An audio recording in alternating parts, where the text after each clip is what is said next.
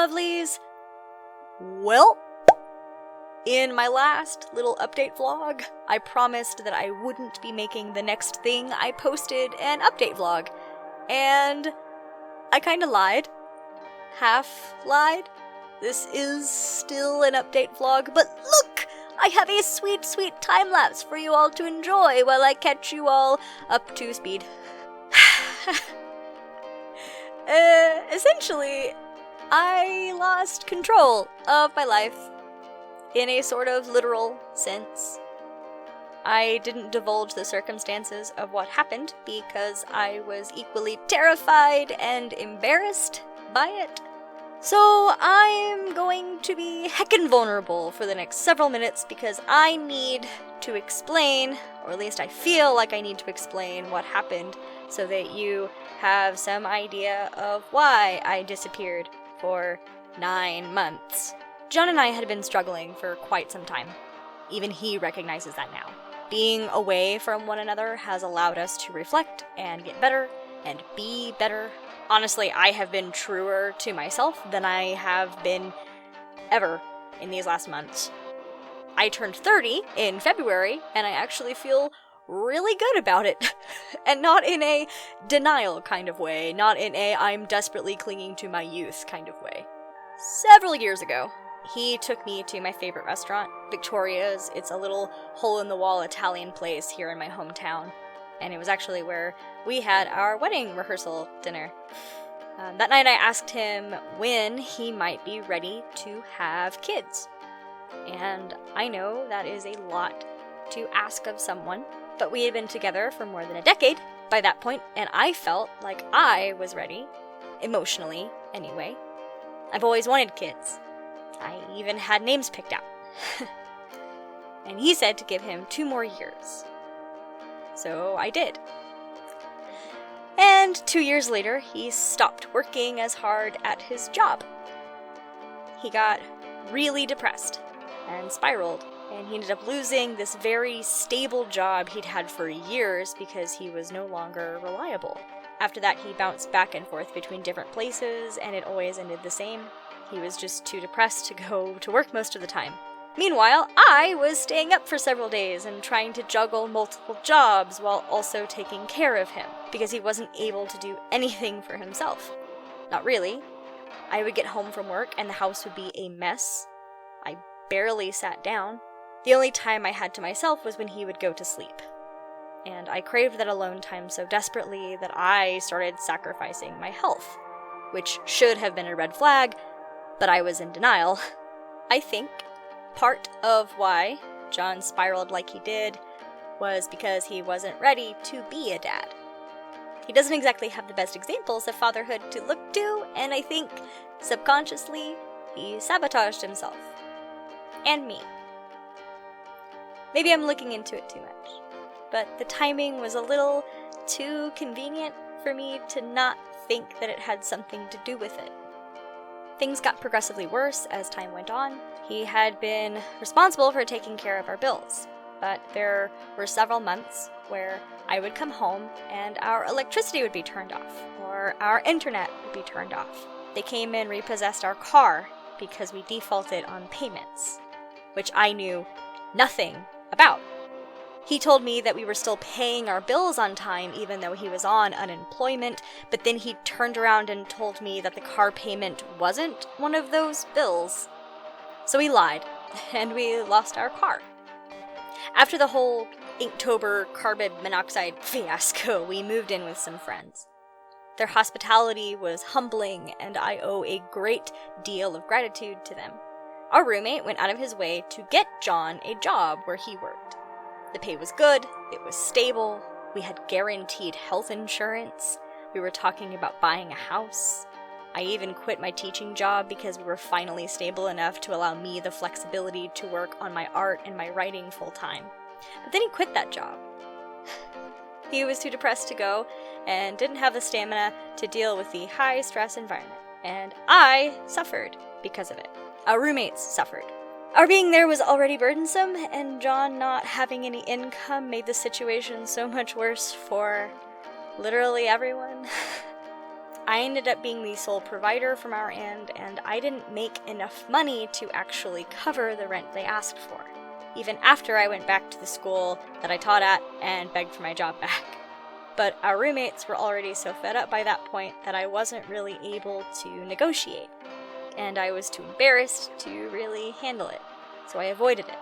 We went on like that for another month or so, and I was already nearing my breaking point. Couldn't eat. I actually developed an eating disorder. I couldn't sleep properly. It was all falling apart at the seams, and I had no idea how to improve my situation with the limited tools that I had. I got invited to see Cats with a friend of mine. I was really excited to see it. I had never seen the musical from the audience before. I had always been backstage. And a few hours before the show, I got a text from my sister asking when I was coming over, because it was her high school graduation. I had double booked myself, and I asked her if it was okay to miss her graduation. She just responded, "Yeah, just the one word," and I hated myself for the rest of the night. I kept having to reapply my makeup because I kept crying and kicking myself in the ass for being the worst sister on the planet. I wanted to see a stupid musical about goddamn cats introducing themselves more than I wanted to go to the only high school graduation that she would ever have. I still hate myself for it, and it seems like such a silly thing to hate yourself for, but I can't help it. I barely enjoyed the show. I got home really late, and John, who had gone to Trina's graduation, wasn't home yet. I kept calling him, but he wasn't answering his phone. After another 30 or so minutes of waiting for someone to respond, I got a message from him saying that some kids had run a red light. The wreck wasn't John's fault, but I blamed him. Specifically, I blamed him for the financial situation that we were in.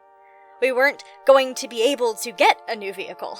Our credit wasn't good enough to rent one, and without a car, I would struggle to get to work. He would struggle getting a job without reliable transportation. So I took it all out on him. I just got so incredibly angry, and I had already been drowning my brain in negative thoughts because I felt like the worst sister. I ended up throwing on my shoes and coat and went for a walk. And I remember it was raining, but I didn't really care. But I don't actually remember most of what happened. I went into a stress-induced fugue state, and I woke up in the woods, face down, in about 6 inches of water. Mercifully, my phone still worked. It was a little after 3 in the morning, which meant that I had been wandering around like that for about 4 hours. I went to check my texts because I assumed John would have been messaging me nonstop, but he hadn't. I had been missing for 4 hours, and he had gone to bed. You can imagine the kinds of thoughts that might have been running through my head.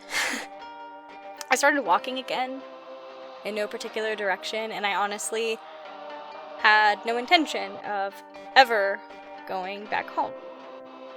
I zoned out for a while, and I realized that I was about a block away from the hospital. When I came to the crosswalk, I mustered up as much willpower as I could to make the safer decision, and I checked myself in. I told them I was suicidal and that I didn't want to go home. I spent 120 hours in the crisis center. No access to my job, my friends, the internet. I had my mom bring me a notebook and something to write with, so I was able to write. I ended up writing a bunch of short stories. I doodled a bit. The only other thing I had available to me was my thoughts. Specifically, my thoughts on what I was going to do once they allowed me to leave. And during that 120 hours, I decided that being with John wasn't good for me. It wasn't good for him either. I hadn't been out of the hospital for 24 hours before our roommates kicked us out. I tried talking to them, but by that time there was no point in trying. John and I had overstayed our welcome, and really, John was the problem. He expected everyone around him to take care of him, and wasn't self-aware enough to know why that wasn't something we could reasonably provide. He was selfish, unwell, and we were all tired.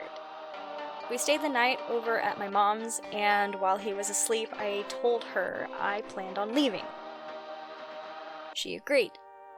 So that morning, I told him we should separate, and that I thought it would be wise to go get the help that he needed, which he did. I tried getting back on my feet, but it was really, really difficult. John still hadn't paid off the mountain of bills left over from the house we lived at before, and so I was struggling with getting utilities put in my name. And I kept getting rejected from apartment complexes because mine and John's tenant history was so terrible by that point.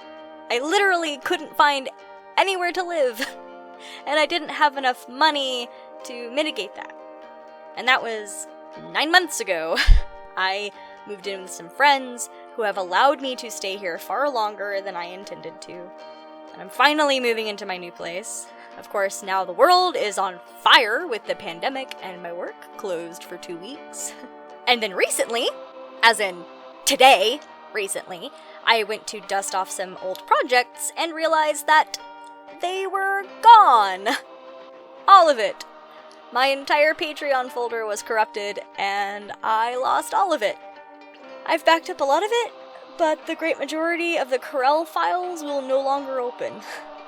I've lost all of my scripts, everything, so I have to start over. Again. Which is kind of fitting, and in a lot of ways, it's liberating. I've been so focused on keeping myself alive day to day that I couldn't really focus on anything else. I wasn't able to get any videos out like I promised. I was frustratingly slow getting commissions finished. I still have some commissions I still need to finish, but I am doing better. I actually finished this painting today, and I'm really happy with it. I thought it was fitting to paint a portrait of Oswald given how my life has been thrown into a blender and I've had to spend the last year rebuilding myself. I hope this vlog cleared up a few things. It was nice to be able to get it all out there. No, I haven't forgotten about this channel or you or my art. I just had to spend some time finding myself again. And I think I'm finally getting there. So, thanks. I love you guys. Mwah.